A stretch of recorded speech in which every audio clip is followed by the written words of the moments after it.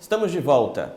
Foi de madrugada que as tropas militares começavam a se movimentar. Grande parte delas estava em Minas Gerais, aguardando ordens. Só às 7 da manhã, no Rio de Janeiro, o então general Antônio Carlos Muricy recebia a senha de Mourão para se dirigir a Juiz de Fora, em Minas Gerais. Começou a brincadeira. O que aconteceu naqueles dias que se sucederam? A gente tem uma outra reportagem, também cedida pela TV Senado, para você ficar por dentro dessa nossa discussão. Vamos ver.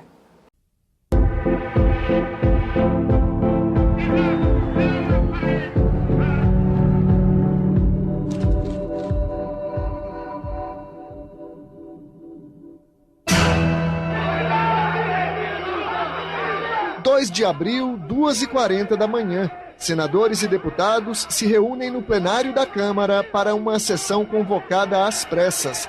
Dos 470 parlamentares, poucos atendem ao chamado. A lista de presença acusa o comparecimento de 152 senhores deputados e 26 senhores senadores. A presidência dos trabalhos, o senador Auro de Moura Andrade. O paulista, de 49 anos, havia participado da Marcha da Família com Deus pela Liberdade, um manifesto contra Jango em São Paulo. O comunismo ateu. Moura Andrade fez a declaração que os militares esperavam. Comunico ao Congresso Nacional que o senhor João Goulart deixou o governo da República.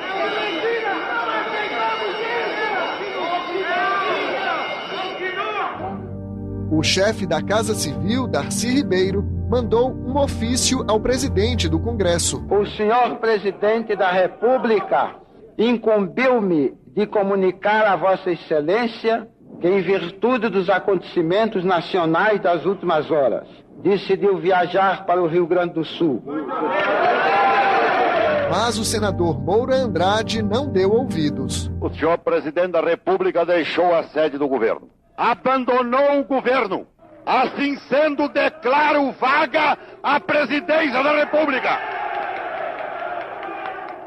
Moura Andrade deixa o plenário sob a vaia e os protestos dos aliados de Jango, oficialmente deposto. Eu vou com sua vez, golpista!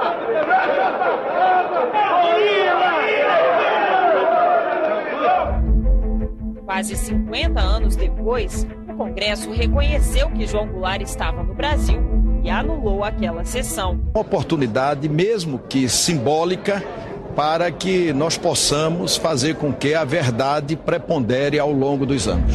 A devolução simbólica do mandato de Jango reconhece um erro do passado, mas não muda o que aconteceu em 64. No dia 2 de abril, o Brasil acordou com um novo governante. Às 3h45 da madrugada, os presidentes do Congresso e do Supremo Tribunal Federal vieram ao Palácio do Planalto em um carro escoltado por homens armados.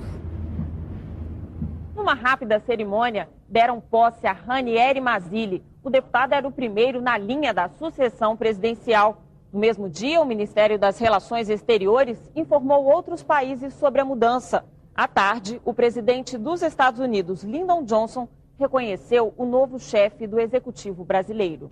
Naquela quinta-feira, este homem entrou no Palácio do Planalto com uma pistola carregada. Ele é Aníbal Teixeira. Já foi deputado federal e ministro do Planejamento. Em 64, era deputado estadual em Minas Gerais. Ele não gosta de ser chamado de espião, mas admite. Recolheu informações decisivas para os militares deflagrarem o golpe contra João Goulart. Eu fazia a parte de informação e contra-informação. Eu fazia um desenho com pesquisa de como estava o empresariado, como estava a própria imprensa, para poder dar as dimensões do que poderia vir a ser esse movimento. Aníbal trabalhava para o general Carlos Guedes. O comandante da infantaria em Belo Horizonte queria ter certeza de que a tropa de 1.600 homens a caminho de Brasília não seria recebida a bala por milícias fiéis a Jango. Garantir o funcionamento do Congresso, garantir a ordem, não houve nenhum tumulto em Brasília. O presidente João Goulart não quis resistir. Ele não queria que houvesse derramamento de sangue. No Rio de Janeiro, a população saiu às ruas, mas foi para comemorar. A Marcha da Família com Deus pela Liberdade, na ex-capital da República, reuniu quase 1 milhão de pessoas.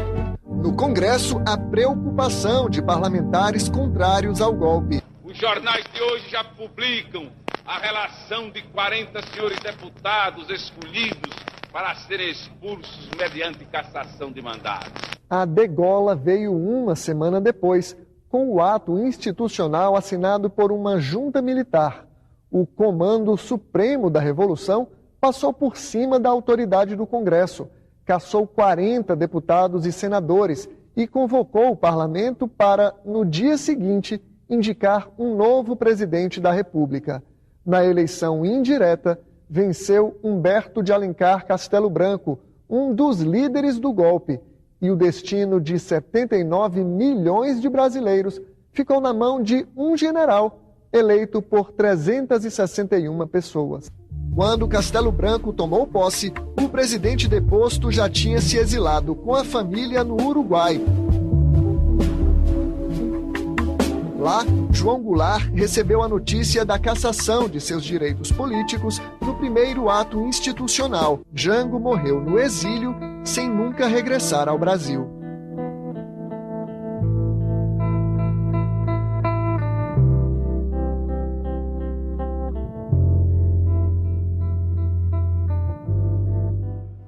Jades, como é que o governo foi instituído, o governo militar? Como é que esses atos institucionais, eles limitaram a questão da vida pública? Olha, você fez menção ao famoso deslocamento das tropas de Mourão Filho de Juiz de Fora para o Rio de Janeiro. Primeiro, aquilo não foi tramado pelo alto comando da Revolução, como eles diziam, do golpe. Aquilo foi uma ação estabanada de Mourão Filho, que precipitou uma conspiração que estava para semanas depois, e que, em função do estabanamento, ele começou em Minas Gerais, o governador Magalhães Pinto acabou aderindo ao golpe. Eu diria o seguinte, é claro que o esquema militar de Jango ele estava fragilizado. Mas há duas coisas que são curiosas no governo Jango. Primeiro, apareceram pesquisas de opinião pública há 5, 6 anos atrás que mostram um dado interessante. Em março de 1964, Jango Goulart tinha 52% de voto e bom. Então, apesar da conflagração da sociedade brasileira, ele não era ainda um governo desgastado, do ponto de vista da opinião pública. Era um governo que tinha um esquema militar, bem ou mal tinha. Agora, houve 2 elementos decisivos. Primeiro, o general Cruel, que Jango achava que era algo em função de relações, inclusive de amizade, que estaria com ele, que era comandante do 2º Exército de São Paulo. E segundo, uma descoordenação do próprio comando no Rio de Janeiro. No Rio de Janeiro, por exemplo, havia setores importantes do Exército que podiam coordenar a resistência ao golpe. E aqui o papel e as características de Jango. A gente tem que pensar o seguinte, 2 anos antes, João Goulart fez uma viagem aos Estados Unidos, onde se encontrou com o presidente Kennedy e visitou as bases da bomba atômica dos Estados Unidos. Aquilo impactou muito ele, porque inclusive foi um certo achaque dos Estados Unidos em relação a Jango. Dizia, inclusive de maneira subliminar, que aquilo podia ser usado contra o Brasil. Então Jango ele meio que introjetou a ideia da passividade, porque ele achava que essa diferença entre ele e Brizola, muito acentuada nesse sentido, de que o Brasil não devia derramar sangue, ele não seria o portador disso. Então essa situação gerou o seguinte, se instituiu, e aqui eu acho que é importante, antes de passar a palavra a Artigas, coisas que podem acontecer no Brasil novamente. Porque, veja bem, o cargo, isso é algo inominável, o cargo de presidente da República foi considerado vago pela Câmara dos Deputados, pelo Parlamento Brasileiro. João Goulart estava fazendo uma viagem de Brasília para Porto Alegre. Ele estava em pleno ar, em território nacional, quando a Câmara Federal em Brasília decretou a vacância como o presidente estava no Brasil. O presidente não estava no Uruguai. Isso foi tudo arquitetado. Foi tudo articulado. A outra, o papel do Supremo Tribunal Federal nessa conspiração. Porque eles foram, de madrugada, na casa do presidente do Supremo Tribunal Federal, querendo que houvesse, digamos assim, adesão ao regime. Isso aconteceu. E então, ali, de maneira, Ranieri Mazzilli assume, o Aldo Moura de Andrade, que é o presidente do Congresso, ele declara esse ato inominável da vacância no Brasil, e aí você vai ter 20 anos tétricos que os meus colegas certamente Vamos falar do levante. João Goulart morreu em que momento? João Goulart morreu já de 76, uma morte polêmica. Até hoje não está muito elucidado. Não se sabe se ele foi assassinado ou não. Ou foi um problema cardíaco, porque ele já tinha problemas cardíacos, ele já tinha problemas de saúde. Inclusive tem outros políticos que também têm essa situação, né? De ninguém sabe se morreu por causas naturais, né? O JK, o próprio Lacerda, né? Eles morreram todos em um período muito próximo e isso, claro, gerou um grande questionamento sobre se foram mortes naturais ou acidentais, no caso do JK, ou se foram orquestradas pelos grupos contendores. Né?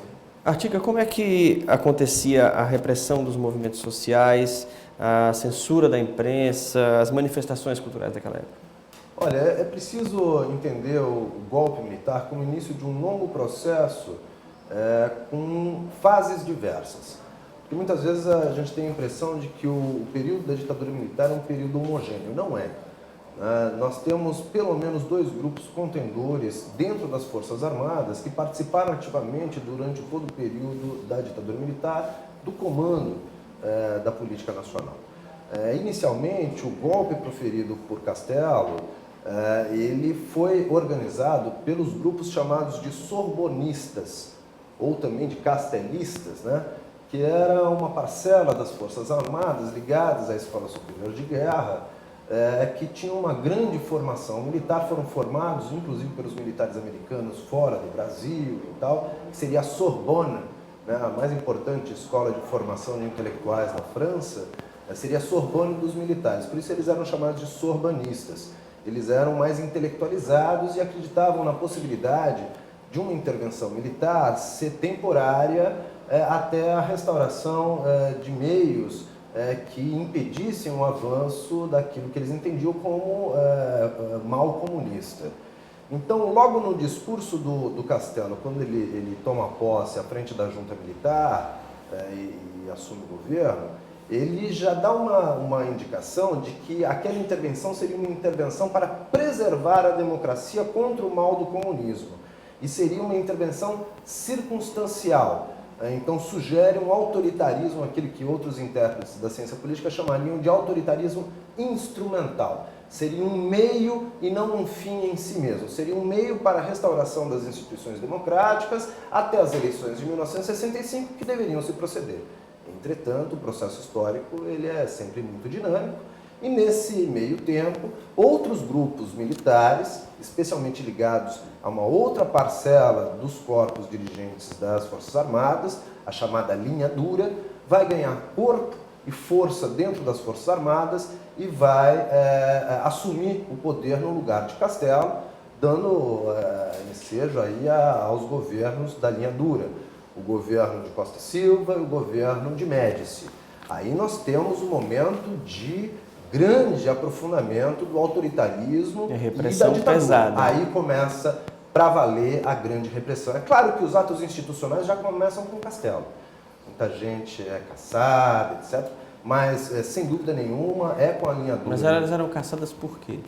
Elas eram perseguidas? Não, porque acabou o sistema pluripartidário, foi instituído, houve um lapso em que o Congresso Nacional foi fechado, foi reaberto em seguida, mas sob um novo sistema, um sistema controlado pelos corpos militares, que só permitia a existência de 2 partidos. Antes de 64, nós tínhamos um pluripartidarismo. A partir da ditadura, nós tivemos o bipartidarismo. A Arena representando as forças governistas e o MDB representando as forças oposicionistas, mas dentro da esfera institucional. E isso, claro, mudou completamente a configuração política e institucional do país. Então as cassações aconteceram logo após o golpe e versaram principalmente sobre as figuras que eram as figuras emblemáticas dos processos de mudança que vinham acontecendo no governo Jango e daqueles que eram os principais defensores das reformas de base. Esse foi um elemento central para entender também o golpe, né? O projeto das reformas de base, que eram várias as propostas de reformas de base, reformas estruturais sugeridas pelo João Goulart, entre elas a reforma administrativa, a reforma política, a reforma agrária, e essa, sem dúvida nenhuma, foi a que ganhou maior amplitude para o acirramento das posições políticas, a reforma universitária, enfim, havia um conjunto, a reforma tributária, havia um conjunto de reformas na plataforma das reformas de base que colocavam em xeque as tradições brasileiras e os interesses das classes dominantes no Brasil. Isso certamente precipitou o acirramento das contradições que levaram ao golpe. E logo depois do golpe, então começaram as cassações, principalmente dessas lideranças que conduziram os trabalhos no sentido da defesa das reformas de base. E entre eles, por exemplo, o paraibano mais ilustre economista da história do nosso país, Celso Furtado, que constou entre os primeiros nomes da lista do ato institucional número 1. E logo depois, aí já com a linha dura, vão se suceder os atos institucionais que vão restringir liberdades, direitos, vai se instituir a censura e finalmente atingimos o ápice desse processo em 1968 com a decretação do ato institucional número 5, a partir do qual abriu-se o caminho para uma ditadura realmente desavergonhada, descontrolada, e surgiram aí todo um conjunto de instituições próprias voltadas para a repressão, para a tortura e para a censura. Nonato, como é que a gente pode contextualizar a Assembleia e o governo do Estado naquela época, como é que funcionava? A gente teve também muitos militantes políticos e membros de ligas camponesas que foram assassinados durante a ditadura aqui na Paraíba. Eu queria que você falasse desse momento aqui no Estado. Bom, veja bem, eu só queria complementar uma informação que foi dada aqui pelo professor Jaldo a respeito das cassações que muitas vezes não tinham uma justificativa plausível, né? Algumas tinham até uma justificativa prosaica, essa que é a verdade. Mas houve um caso concreto que envolveu o general Costa e Silva, que foi mandado para uma missão aqui no Nordeste e acompanhou um comício realizado aqui na Lagoa do Parque Solano Lucena, com a presença do governador Pedro Gondim. Ele estava disfarçado de camponês, o general Costa e Silva. E depois ele voltou para Recife de automóvel, e foi aí quando ele escapou daquela explosão do aeroporto dos Guararapes, que estava exatamente reservada para ele, né? Houve até uma premonição dele aí de não ter voltado de automóvel, de avião, ele voltou de automóvel. De forma que ele contornou o aeroporto, onde já tinha havido a explosão, que matou até um jornalista, uma figura conhecida lá em Pernambuco. Então, numa das reuniões do chamado Conselho de Segurança Nacional, que eram gravadas, né, e que, da qual consta a célebre frase do Jabas Passarinho, as favas dos escrúpulos, etc., né, do ministro Jabas Passarinho, coronel Jabas Passarinho. Nós tivemos uma de Costa e Silva, quando foi discutido o elenco de novos cassados. E chegou em Pedro Gondim, que era o governador da Paraíba, e o Costa e Silva disse: esse é meu. Esse é meu porque eu estava disfarçado de camponês quando ouvi o discurso dele na Lagoa falando mal defendendo o governo, não era falando mal, defendendo o governo de João Goulart. Então esse é meu. Ele tomou como dele a cassação do ex-governador da Paraíba, Pedro Gondim. No que tange especificamente a Pedro Gondim, nós fizemos na União, nos 30 anos do golpe, uma edição histórica, várias edições históricas, coordenadas ainda por José Otávio de Arruda Melo, Carla Melries de Oliveira e Evandro Nóbrega. E a participação de toda a equipe de repórteres e redatores, com entrevistas variadas, dando espaço para todas as correntes, de Elizabeth Teixeira a Joacil Pereira, que era tido como da direita e acusado de participar do grupo invasor da Faculdade de Direito aqui de João Pessoa. E isso foi transformado depois no livro O Jogo da Verdade, que foi lançado no Hotel Ouro Branco, né? Dando espaço a todas essas tendências. O que fica claro é o seguinte: nós fizemos uma entrevista, eu, o Hélio Zenaide e outros jornalistas, com o ex-governador Pedro Gondim, e insistimos bastante em que ele explicasse a postura que ele tinha tomado, porque havia uma versão na Paraíba de que ele tinha expedido 2 telegramas, um de apoio à nova ordem vigente e outro de apoio ao governo João Goulart. A história dos 2 telegramas. Ele nem confirmou, apenas insistiu de que só teve uma posição e que foi a posição de apoio ao governo de João, da legalidade. Então, bom, isso era a palavra dele. Mas ainda hoje há esse registro de que... O fato é que ele terminou sendo cassado como deputado federal.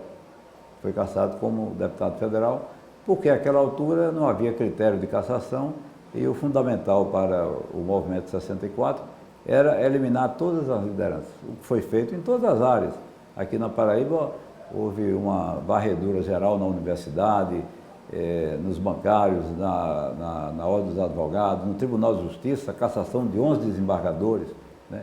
E o episódio da Assembleia, você pergunta a Assembleia Legislativa. Infelizmente, foi uma página negra na história da Assembleia Legislativa.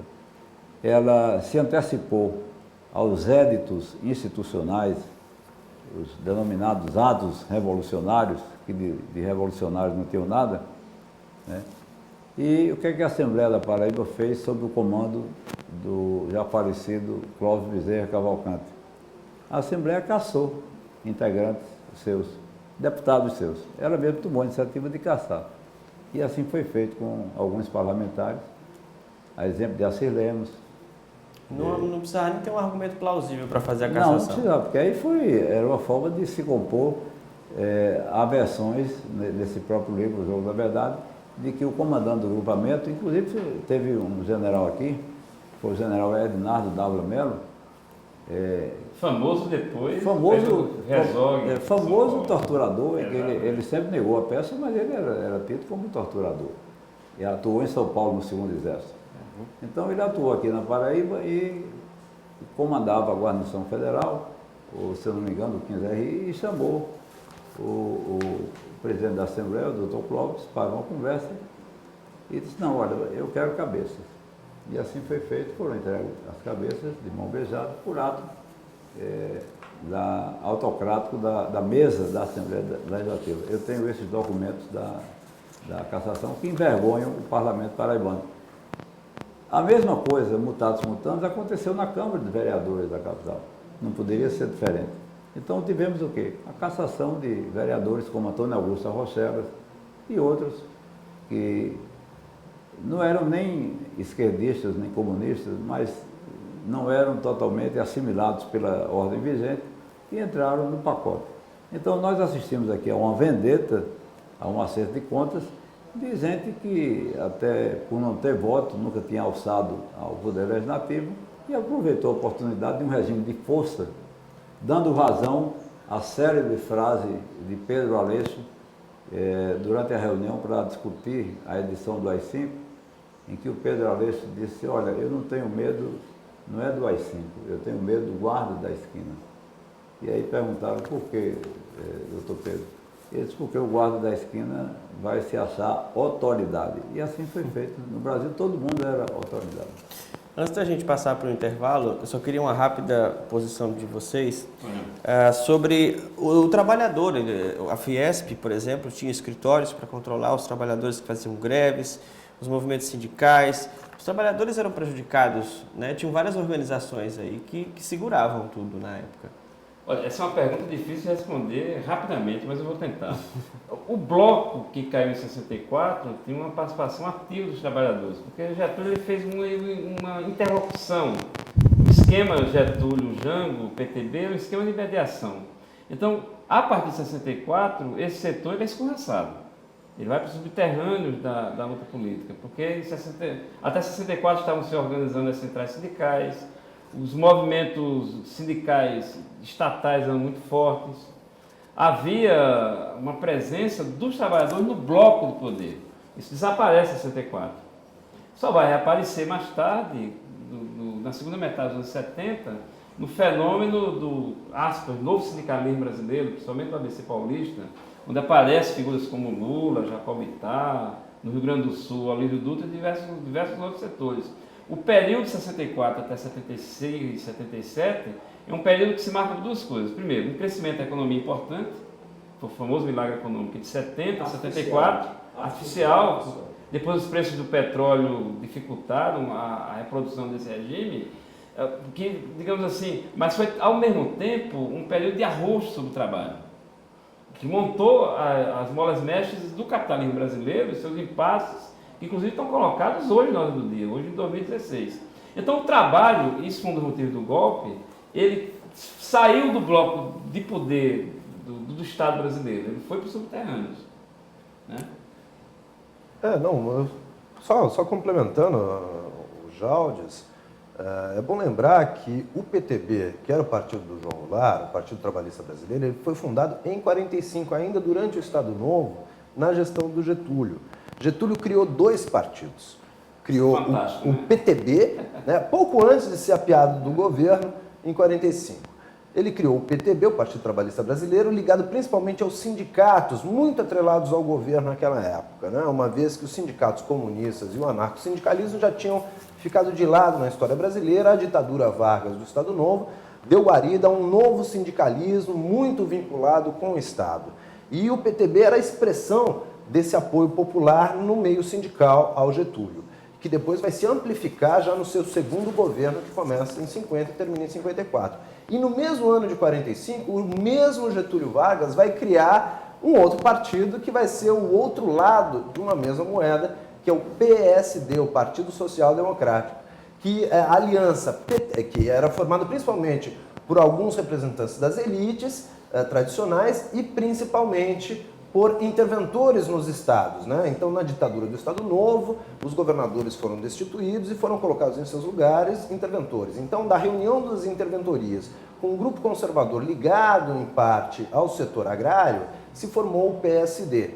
E dessa aliança PTB-PSD, que se compôs, de alguma forma, a aliança base do período getulista, que não se extingue com a morte de Getúlio, mas se estende pelo menos do início do segundo governo Vargas, em 1950, até 64. Essa aliança é que se antagonizava ao principal partido da oposição antigetulista, antinacionalista, anti-industrialista, que era encampada pela UDN, a União Democrática Nacional, que tinha Carlos Lacerda como principal liderança. Ok, como é que será que o Brasil conseguiu caminhar para o fim dessa ditadura, a retomada da democracia? Continue com a gente, porque essas questões vão ser respondidas já já.